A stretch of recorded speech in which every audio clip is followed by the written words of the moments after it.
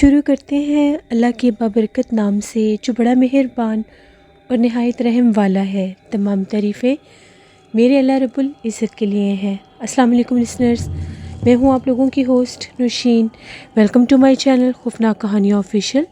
میں امید کرتی ہوں آپ سب لوگ خیریت سے ہوں گے، جہاں ہوں گے خوش ہوں گے۔ آج آپ لوگوں کے لیے میں بہت دلچسپ خوفناک کہانیاں لائی ہوں جنہیں آپ لوگ بہت پسند کریں گے۔ سلسلہ شروع کرتے ہیں آج کی خوفناک کہانیوں کا۔ بڑھتے ہیں آج کی پہلی خوفناک کہانی کی طرف۔ یہ خوفناک کہانی میرے ساتھ شیئر کر رہی ہیں سبخہ فیصل آباد سے۔ سبخہ کہتی ہیں کہ آج آپ کے ساتھ اپنی زندگی میں پیش آنے والی ایک بہت ہی زیادہ ڈراؤنی کہانی شیئر کرنا چاہتی ہوں۔ یہ تب کی بات ہے جب میں 10th کلاس میں تھی۔ ہم لوگوں نے اپنا گھر رینوویٹ کیا۔ گھر کی رینوویشن ہوتے ہوتے 3 سے 4 ماہ لگ گئے۔ جب گھر رینوویٹ ہو گیا تو ہم لوگ اپنے گھر میں شفٹ ہونے والے تھے۔ انفیکٹ ہم لوگ اپنے گھر میں شفٹ ہو چکے تھے۔ ہم لوگ اپنے گھر کی رینوویشن دیکھ کر بہت زیادہ ایکسائٹیڈ تھے۔ سردیوں کا موسم تھا، بہت سخت سردیاں تھیں۔ ہم لوگ 2nd فلور میں تھے اور ہم لوگ وہاں پر مووی دیکھ رہے تھے۔ مووی دیکھتے دیکھتے کافی زیادہ رات ہو گئی۔ جب مووی ختم ہوئی تو ہم لوگ سونے کے لیے اپنے اپنے کمروں میں جانے لگے۔ میرے جو بھائی تھے وہ اوپر والے پورشن میں ہی سونے کے لیے کمروں میں چلے گئے۔ میں اور میرے پیرنٹس ہم لوگ نیچے آ گئے۔ ہم لوگوں کا جو نیچے والا پورشن تھا وہ 2 حصوں میں ڈیوائڈ تھا۔ سینٹر میں گلاس ڈور لگے ہوئے تھے۔ ایک سائڈ پر 2 بیڈ روم، ایک کچن اور ٹی وی لاؤنج تھا، جبکہ گلاس ڈورز کی دوسری سائڈ پر ایک روم اور اس کے ساتھ ایک کار پورچ تھا اور ایک کچن بھی تھا۔ جو میرے پیرنٹس تھے وہ ٹی وی لاؤنج والی سائڈ پر جو روم تھے ان میں سونے کے لیے چلے گئے۔ وہاں پر جو دوسرا روم تھا اس میں ابھی تک سامان رکھا ہوا تھا اور پراپر سیٹ نہیں تھا۔ میں نے سوچا کہ میں گلاس ڈورز کی دوسری سائڈ پر جو روم ہے صحن میں، وہاں پر سونے کے لیے چلی جاتی ہوں۔ جب میں اس روم میں آئی، میں نے ٹائم دیکھا تو رات کے 2 بج رہے تھے۔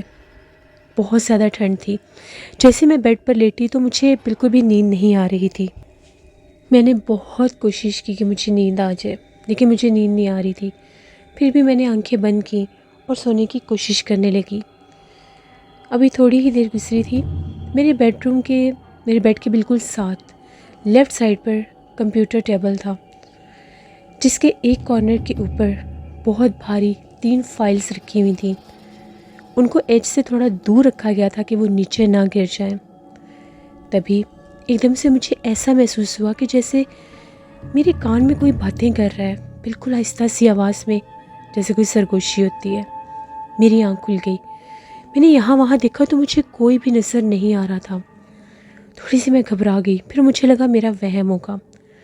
ابھی میں اسی چیز پر غور کر رہی تھی کہ یہ سرگوشیاں کون کر رہا ہے، تو کمپیوٹر ٹیبل پر رکھی ہوئی جو فائلز تھیں، وہ 3 چاپر، وہ بنڈل والے جو 3 چاپر تھے، ان کو ایک ایک کر کے کسی نہ دکھنے والے وجود نے نیچے گرانا شروع کر دیا۔ یہ منظر بہت زیادہ ڈراؤنا تھا۔ ابھی میں بیڈ سے اٹھنے ہی لگی تھی، میرا بیڈ جو تھا وہ بالکل سینٹر سے ٹوٹ گیا اور میرا جو سر تھا بہت زور سے جا کر بیڈ کی بیک پر بالکل اندر کی طرف جا کر لگا۔ میں بہت زیادہ چلائی کہ یہ کیسے ہو سکتا ہے، بیڈ کیسے ٹوٹ گیا۔ میں بیڈ سے اٹھنے لگی تو کسی نہ دکھنے والے وجود نے مجھے بہت زور سے دھکا دیا اور میں دوبارہ سے گر گئی بیڈ میں۔ میں بہت ڈر گئی۔ میں نے پھر ہمت کی اور اٹھنے کی کوشش کی۔ تیسری بار پھر مجھے بہت زور سے کسی نے دھکا دیا۔ میں نے رونا شروع کر دیا۔ میں بے بس ہو چکی تھی۔ دور دور تک میری آواز کوئی نہیں سن پا رہا تھا۔ میں بالکل اکیلی تھی، دکھائی کوئی بھی نہیں دے رہا تھا، لیکن ایک خوف مجھ پہ طاری ہو چکا تھا۔ پھر میں نے ہمت کی، آیت الکرسی پڑھنا شروع کی۔ تو جیسے آیت الکرسی پڑھی، اٹھنے کی کوشش کی تو وہ جو دباؤ اور جو مجھے دھکیل رہا تھا وہ پیچھے ہٹ چکا تھا۔ میں وہاں سے چیختی ہوئی باہر بھاگی۔ جب صحن میں آئی، سب گہری نیند میں سوئے ہوئے تھے۔ میں نے وہ گلاس ڈور جو تھے وہ زور زور سے بجانا شروع کر دیے، کیونکہ میرے فادر سونے سے پہلے ان کو لاک کر دیتے تھے۔ مسلسل مجھے اس کمرے میں سے آوازیں سنائی دے رہی تھیں، آہٹیں محسوس ہو رہی تھیں، جیسے وہاں پر کوئی موجود ہے۔ میں بہت زیادہ گھبرائی ہوئی تھی۔ اسی دوران میں نے زور زور سے اپنے پیرنٹس کو آواز دینا شروع کر دی۔ ابو کی آنکھ کھلی تو انہوں نے میرا شور شرابہ سنا۔ وہ اپنے کمرے سے باہر بھاگتے ہوئے آئے، مجھے دیکھا تو میں گلاس ڈور کی دوسری طرف کھڑی چلا رہی تھی۔ ابو نے جلدی سے دروازہ کھولا، میری حالت دیکھی، مجھ سے تو کچھ بولا بھی نہیں جا رہا تھا، پھر بھی میں نے ہاتھ کے اشارے سے ان کو بتایا کہ وہاں پر کچھ ہے۔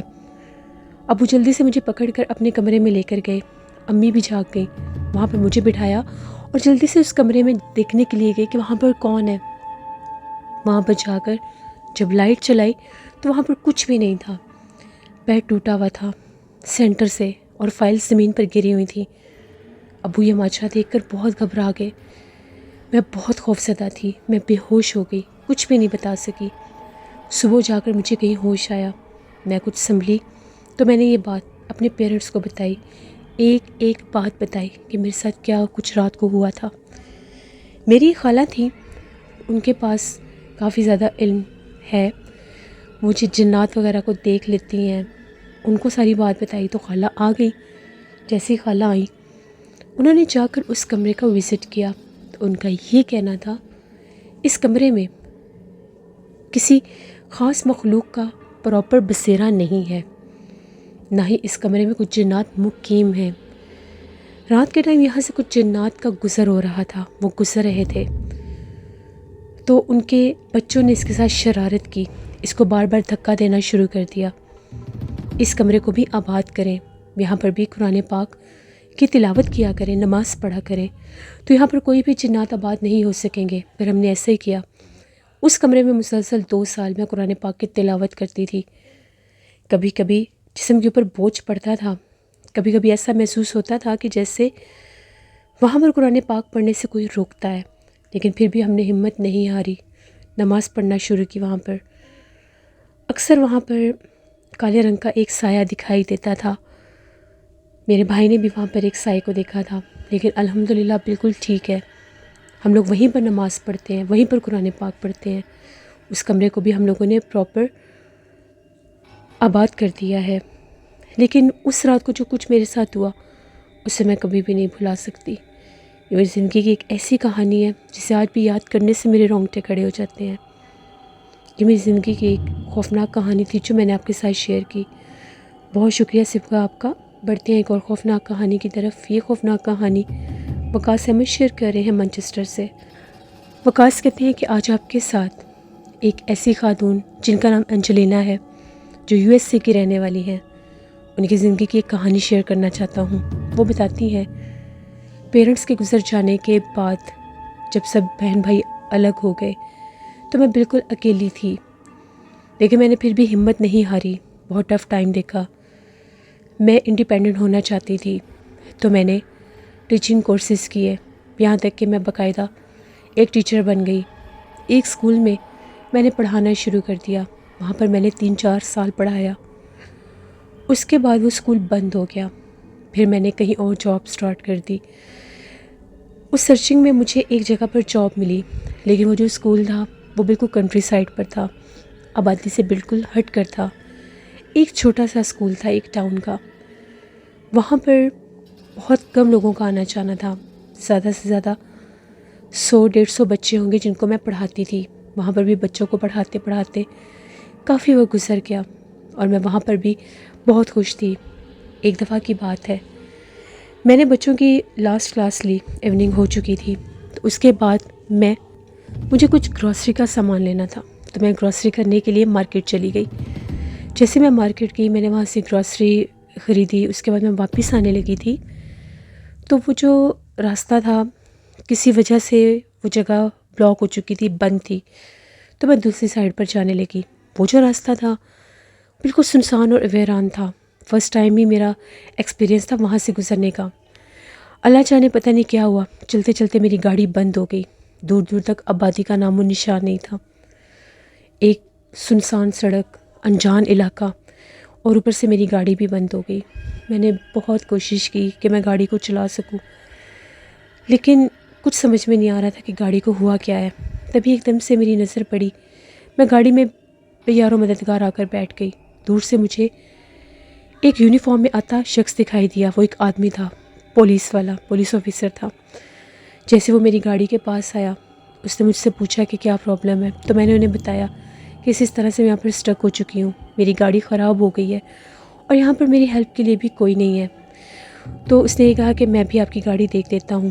میں نے یہ کہا کہ یہاں تو دور دور تک آبادی نہیں ہے، پھر آپ یہاں پر پیدل کیسے آئے؟ تو اس پولیس والے کا یہ کہنا تھا کہ بس آپ اس بات کو چھوڑ دیں، میں آپ کی ہیلپ کر دیتا ہوں۔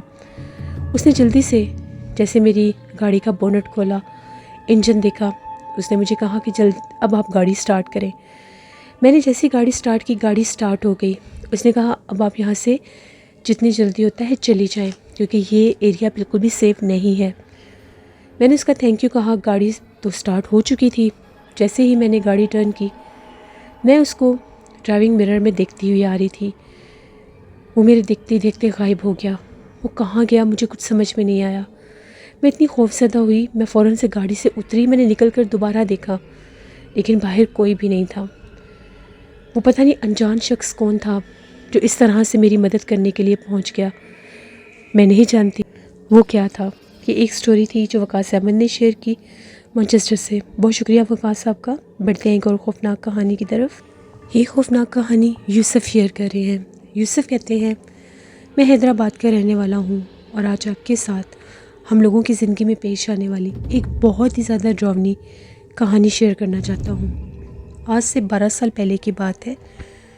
میں اور میرا ایک کزن تھا، ہم لوگ ایک فیکٹری میں کام کیا کرتے تھے، ہم لوگ اوور ٹائم بھی لگایا کرتے تھے۔ تو ایک رات کی بات ہے، جیسے ہم لوگوں نے اپنی اوور نائٹ شفٹ جو تھی، اوور ٹائم شفٹ جو تھی وہ ختم کی، تقریباً 1:30 پونے 2 بجے کا ٹائم تھا۔ ہم لوگ فیکٹری سے نکلے، ہم لوگ اکثر وہاں سے بس یا آٹو لے کر آ جایا کرتے تھے، ہم لوگوں کے پاس اپنی کنوینس نہیں تھی۔ لیکن آج وہاں پر کچھ ہڑتال وغیرہ تھی جس کی وجہ سے کوئی بھی سواری ہم لوگوں کو نہیں ملی۔ مجبوراً ہم لوگوں کو پیدل ہی اپنے گھر تک آنا تھا۔ چلتے چلتے کافی دیر ہو گئی، 15-20 منٹ چلنے کے بعد ہم لوگ بہت تھک گئے۔ ہم لوگوں نے کہا کہ یہاں سے جو شارٹ کٹ راستہ ہے اس طرف سے ہو کر چلتے ہیں۔ وہ شارٹ کٹ راستہ جو تھا وہاں پر ہم لوگ بہت عرصہ پہلے ایک دفعہ گزرے تھے، کچھ یاد تھا وہ ایریا ہم لوگوں کو۔ ہم لوگ اس سائڈ سے جانے لگے، اس شارٹ کٹ راستے کے درمیان میں ایک قبرستان بھی آتا تھا۔ قبرستان بڑا سنسان اور ویران ہوتا تھا دن کے ٹائم بھی۔ ہم لوگوں نے سوچا اس سڑک سے ہو کر گزر جاتے ہیں، کیونکہ قبرستان کو کراس کرتے ساتھ ہی آگے ایک آبادی شروع ہو جاتی تھی، محلہ تھا پورا ایک، پھر اس کو کراس کرنے کے بعد ہم لوگوں کا ایریا شروع ہو جاتا تھا۔ جیسے ہی ہم لوگ قبرستان والے راستے کی طرف آ رہے تھے، ہم لوگوں کے آگے آگے کوئی شخص چلتا ہوا جا رہا تھا، بڑی عجیب انداز سے، بڑی مشکل سے چل رہا تھا، جیسے اس کی ایک ٹانگ خراب ہے۔ ہم لوگ اس کو دیکھ رہے تھے، اتنی رات کو پتہ نہیں یہ کون ہے جو اس قبرستان والے راستے کی طرف جا رہا ہے۔ خیر وہ چلتا چلتا ہم لوگوں کے آگے قبرستان کی طرف مڑ گیا۔ ہم لوگوں نے اتنا خاص غور نہیں کیا، ہمیں یہ تھا کہ شاید گورکن ہوگا یا اس کا کوئی رشتہ دار ہوگا، کیونکہ اکثر گورکن جو تھے وہ وہیں پر رہتے تھے۔ تو جیسے ہی ہم لوگ اس کو کراس کر کے قبرستان شروع ہو چکا تھا، وہ قبرستان کی طرف ٹرن ہوا ہم لوگوں کے سامنے، تبھی ہمیں بہت زیادہ اونچی چیخنے کی آواز آئی۔ اسی آدمی کی آواز تھی، ہم لوگ ابھی زیادہ دور نہیں تھے۔ وہ چیخ رہا تھا، چلا رہا تھا، ہمیں بلا رہا تھا۔ ہم لوگوں نے جب چیخیں سنی تو پھر رکنے کا جواز ہی نہیں تھا، ہم لوگ واپس بھاگے کہ جا کر دیکھتے ہیں آخر اس کو کیا ہوا ہے۔ جیسے ہم لوگ پیچھے پلٹے، قبرستان میں بھاگتے بھاگتے آئے تو وہی آدمی قبرستان کے ایک کونے میں کھڑا ہو کر عجیب و غریب انداز سے، جس طرح سے ہم لوگ ہاتھ جھاڑتے ہیں، کوئی ہاتھ مٹی لگ جائے تو ہاتھ صاف کرنے کے لیے، اس اشارے میں جیسے اپنے ہاتھوں کو کچھ کر رہا تھا، چلا رہا تھا، ساتھ عجیب آوازیں نکال رہا تھا۔ ہم لوگوں کے دیکھتے دیکھتے اس نے بالکل اپنا سر نیچے کی طرف کرنا شروع کر دیا، یہاں تک کہ اپنے ٹانگوں تک اپنا سر لے آیا۔ بڑا عجیب منظر تھا۔ ہم لوگ بالکل اس کے قریب پہنچ گئے، ہم نے اسے کہا کہ کیا بات ہے، تم کیوں چلا رہے ہو، کون ہو تم؟ وہی رونے کی آوازیں نکال رہا تھا عجیب انداز میں۔ میرے کزن نے کہا مجھے تو ایسا لگتا ہے جیسے کوئی یہ نشہ کرنے والا ہے، یہ جان بوجھ کے حرکتیں کر رہا ہے کہ ہمیں کوئی نقصان نہ پہنچا دے۔ تب اس نے عجیب و غریب انداز میں غرانا شروع کر دیا۔ ہم نے پھر اس سے پوچھا کہ تم کون ہو. بالکل ہم لوگ اس کے قریب نہیں گئے، تھوڑے فاصلے پر تھے. دیکھتے ہی دیکھتے ایک دم سے اس نے سر اوپر کیا، اس کا وہ چھوٹا قد بڑا ہونے لگ گیا. ہوتے ہوتے وہ تو بالکل جیسے وہ درخت جتنا ہونے لگ گیا. ہم لوگ اپنی آنکھوں سے یہ منظر دیکھ رہے تھے. جیسے اس نے پلٹ کر ہم لوگوں کی طرف دیکھا، اس کی آنکھوں سے آگ نکل رہی تھی، زبان بہت لمبی ہو کے پیٹ تک آئی ہوئی تھی. وہ اتنا خوفناک تھا، ہم نے زندگی میں اتنا بھیانک منظر نہیں دیکھا. آدھی رات کا ٹائم، قبرستان کے ایک کونے میں ہم نے اس مخلوق کو دیکھا. بس اس کو دیکھنے کی دیر تھی. ہم لوگوں نے تو اللہ اکبر کہا، چیخیں مارتے ہوئے ہم لوگ باہر بھاگے. جیسے ہم لوگ قبرستان سے باہر بھاگے، پھر اس کی بہت ڈراؤنی آواز آئی. وہ کیا تھا کیا نہیں، ہم لوگ تو وہاں سے بھاگے. سڑک پر بھاگتے بھاگتے ہم لوگ اس محلے میں آئے.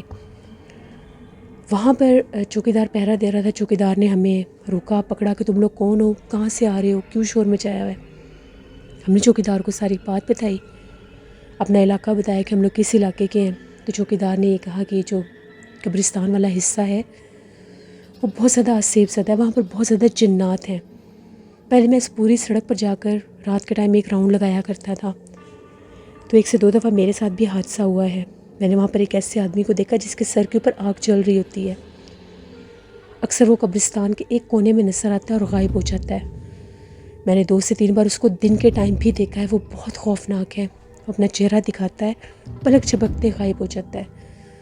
وہ رہتا قبرستان کے اسی کونے کی طرف ہے. اس کے بعد میں کبھی بھی اس طرف نہیں گیا. رات ہوتے وہ اسی سڑک پر بھٹکتا رہتا ہے.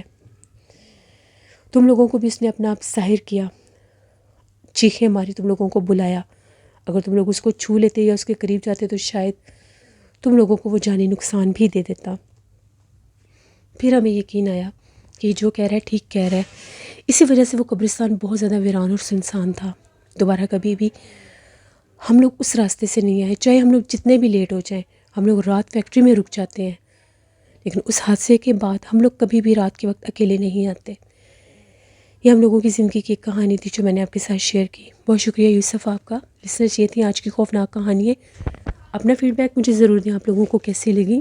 آپ لوگ بھی اپنی خوفناک کہانیاں شیئر کر سکتے ہیں. ڈسکرپشن باکس میں دیے گئے ای میل آئی ڈی nushainvir57@gmail.com پر. اس کے علاوہ آپ لوگ مجھے کمنٹ باکس میں بھی سٹوری شیئر کر سکتے ہیں. ہارر سٹوریز آفیشیل پر بھی میں نے سٹوری آن ایئر کی تھی، اس کو بھی وزٹ کریں، آپ لوگوں کو بہت پسند آئے گی. نیلم وائس آفیشیل میری سسٹر کا چینل ہے، ان کو بھی جا کے سبسکرائب کریں اینڈ سپورٹ کریں. اپنا بہت سا خیال رکھیے گا. اپنی ڈھیروں دعاؤں میں مجھے، میری فیملی کو، میرے پورے پاکستان کو یاد رکھیے گا. Thank you for watching. Stay blessed. Allah نگہبان.